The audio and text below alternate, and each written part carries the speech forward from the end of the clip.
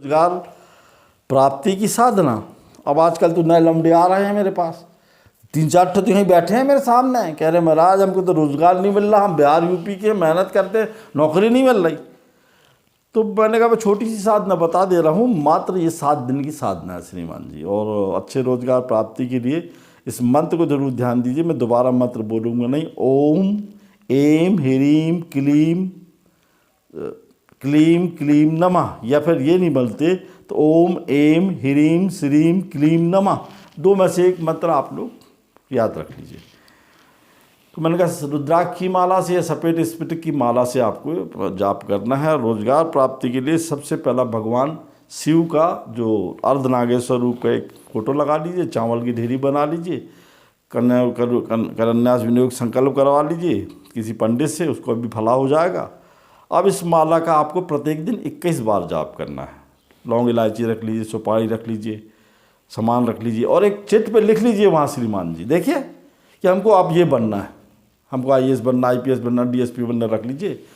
और मांस मछली शराब से साधना में दूर रहना पड़ेगा। रात्रिकालीन साधना है श्रीमान जी, 7:30 बजे के बाद आपको कम से कम 11 और 21 माला करना है, संकल्प करना, संकल्प पानी छोड़ना कि ये बन जाऊंगा भगवती तो इतनी कन्याओं को भोजन कराऊंगा, मेरा ये गोत्र है, पिता का नाम, बाप का नाम, गोत्र लिख के जो बनना चाहते कागज लिख के रख दो। अब एक बालक था हमारा, अच्छा था बेचारा, सीधा साधा बिहार का था, यूपी में आके नौकरी कर रहा था, पढ़ा लिखा था। अब बनारस था उस समय बेचारा, मैं एक जगह चाट खा रहा था, रात का टाइम था, हम दर्शन करने जाते थे मणिकर्णिका घाट। तो उसने बोला कि महाराज पाँव छू लिए। हम तो लौटे थे, औघड़ हैं शमशान से, और शमशान से लौटने के बाद हमने जिसको आशीर्वाद दिया वो फलीभूत होता ही है। तो बोले महाराज हमको साधना करा दीजिए। मैंने एक अपने चेले को बुलाया, उसकी कुटिया थी, वो भी शमशान में औखड़ था, मुर्दे काम करता था। मैंने इसको बैठा ले, इस मंत्र का जाप करा। और वो बच्चे के पास तो कुछ था नहीं, फुल की चाप बेचता था, पैसे थे नहीं, माला भी लगा दिया, सामान भी लगा दिया, नींबू भी रखवा दिया फोटो के पास, अर्धनागेश्वर। और उसने 21 दिन की साधना 11 दिन में संपन्न की। 11वें दिन में भगवती और शिव ने अर्धनागेश्वर रूप दिया। बोली बालक तू क्या चाहता है? बोले मैं आपको पिता रूप में चाहता हूँ। और उसने क्या बोला श्रीमान जी सुन रहे हो, कि एडमिनिस्ट्रेटिव ऑफिसर बन जाऊँ, UPS निकल जाऊँ।